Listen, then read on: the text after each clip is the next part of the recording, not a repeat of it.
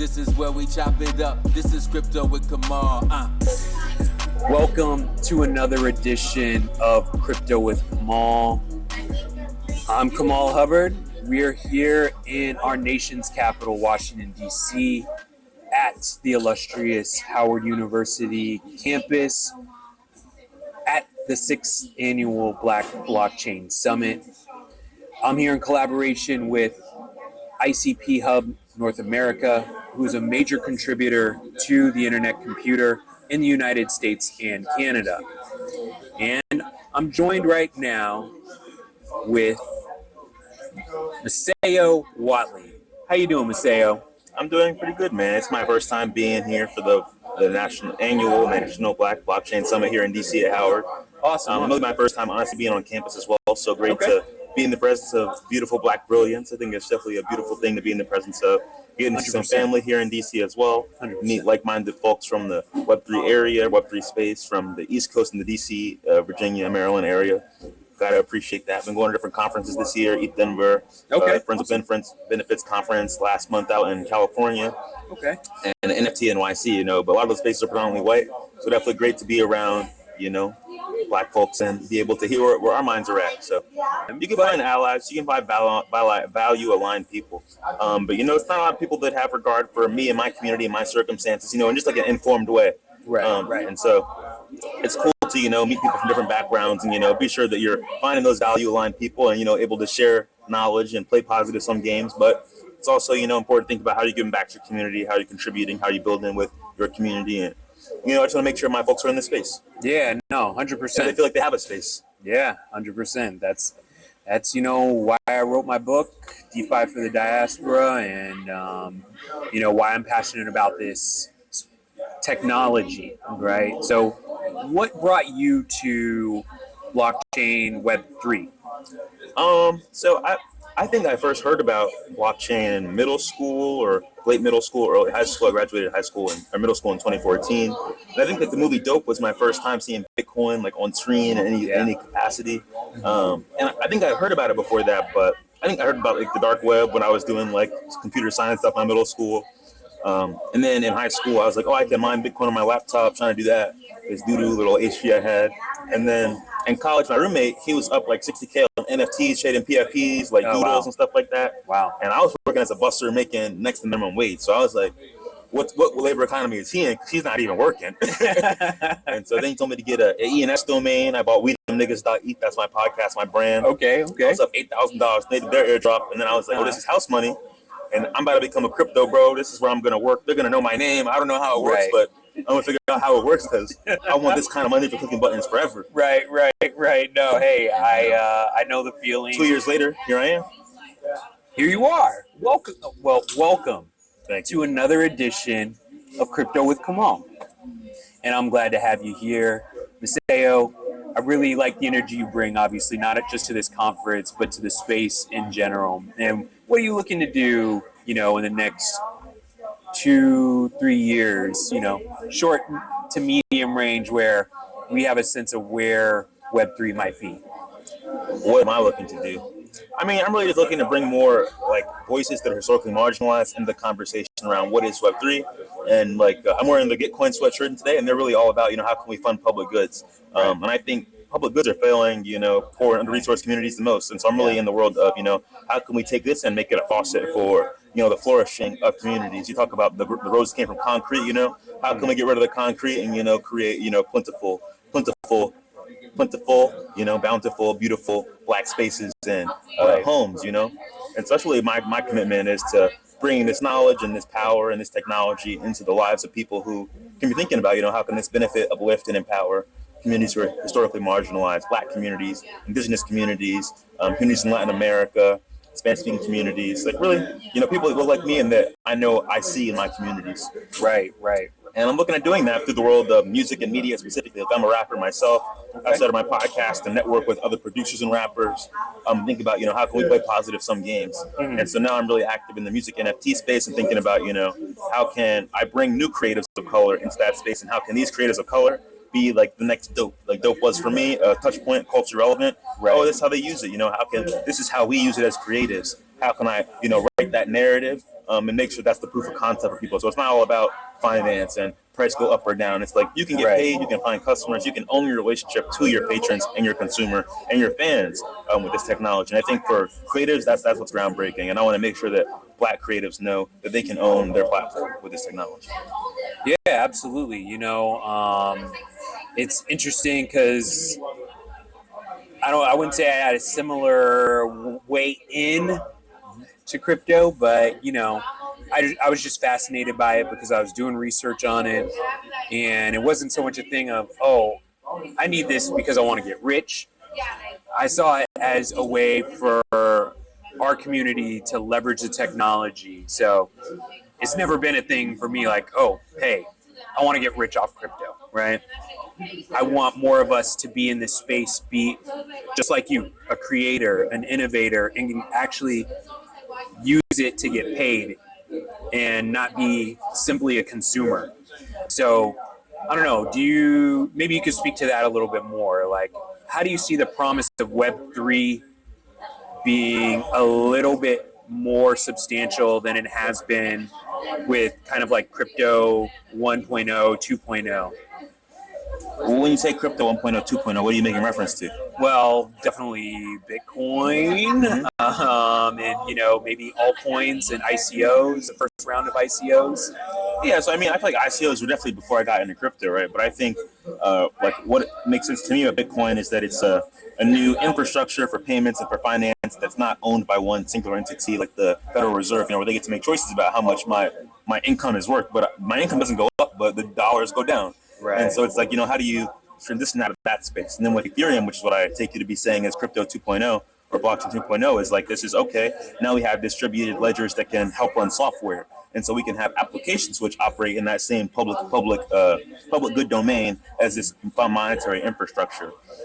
And I guess in this third iteration, I'm really thinking about, how can communities own their relationships to the community members? How can people play positive sum games with this infrastructure? And how can we start to think about, how does Web3 integrate into our local community and just like more day-to-day ways? Like that's really what I think about.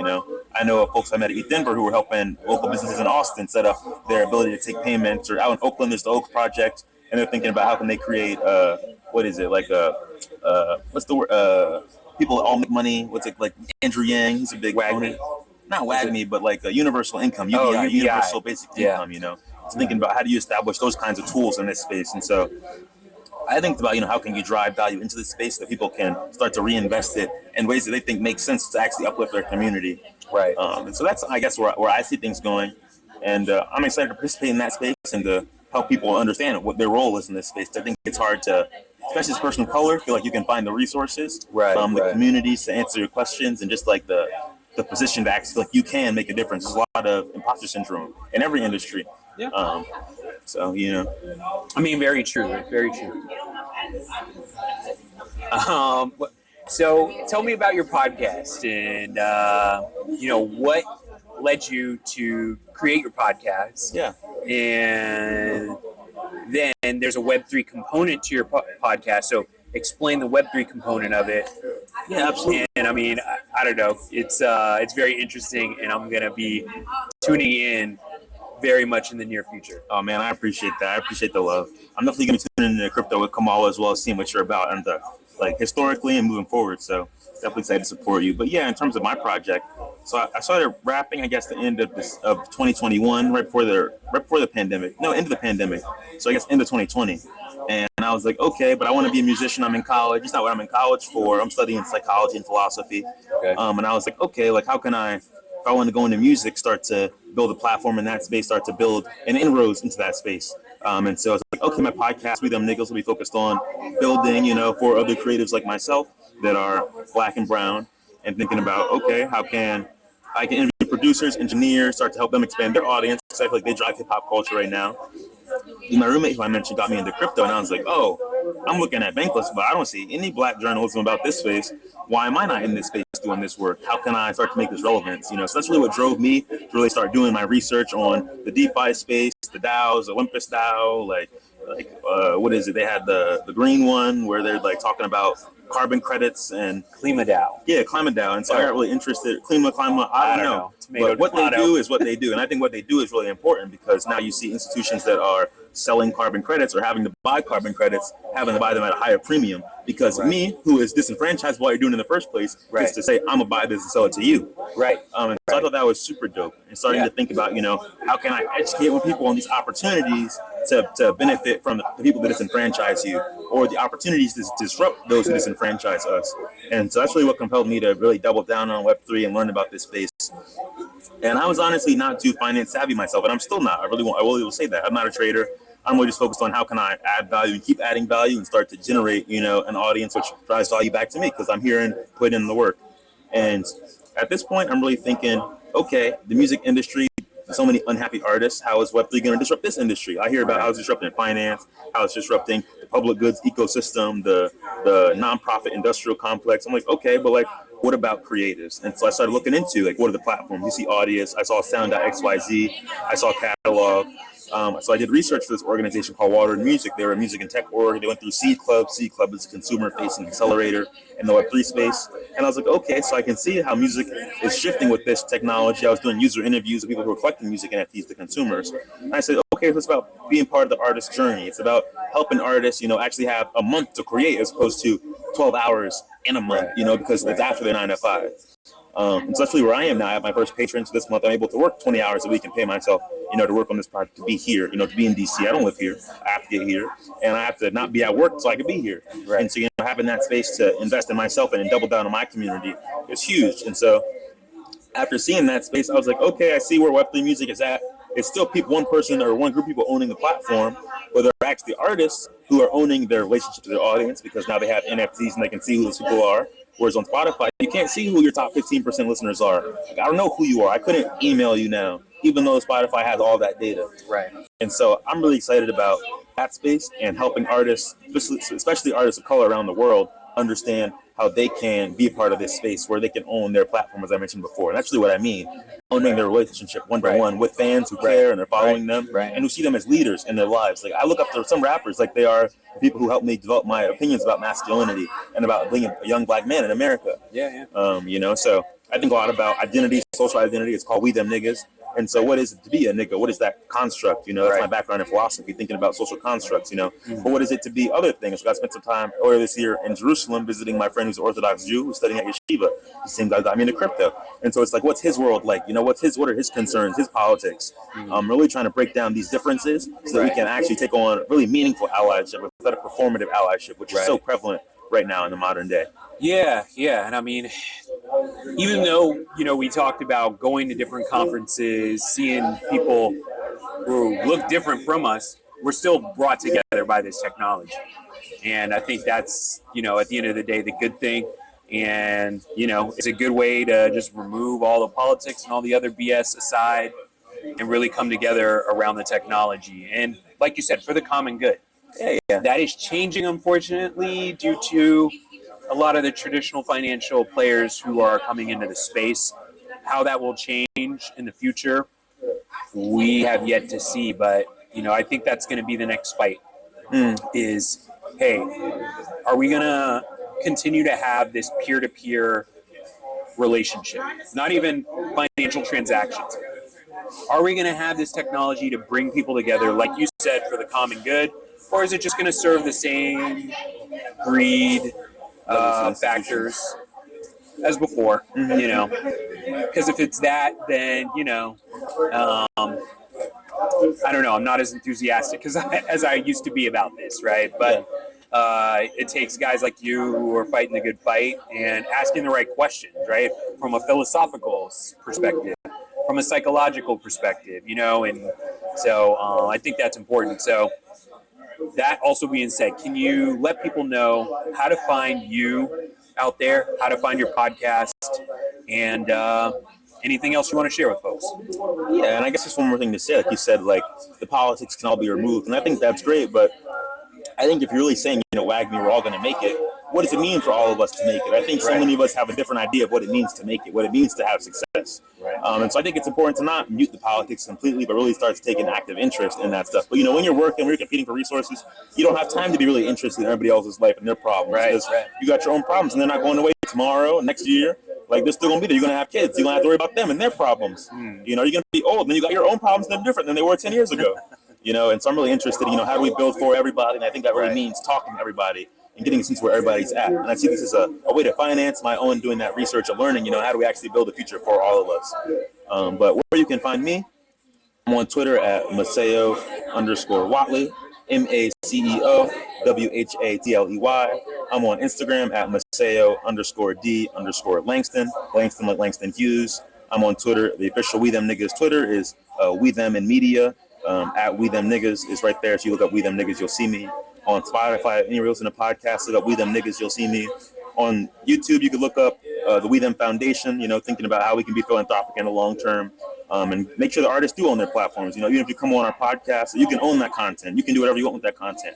I'm not interested in owning you, your ideas, or your IP. So come work, let's play positive sum games, and thanks for tuning in to Crypto with Kamal and learning about me. Thanks for having me. Well, you know what? There is one question I forgot to ask you previously. So if a musician is out there and they're listening and they're like, hey, you know what? I want to go the independent route, and I'm a Web3 enthusiast, but I really don't know where to start with the music NFTs. How would you guide them to getting more information to kind of help them in that search? Well, so I've interviewed a couple artists. His name is Jed XO. He's based in Lagos, Nigeria. Black Dave. He's a huge face in that culture. Definitely been there for a long time. I interviewed him. He's always based in North or South Carolina. I'm not going to specify because I'm not clear right now off the top of my head.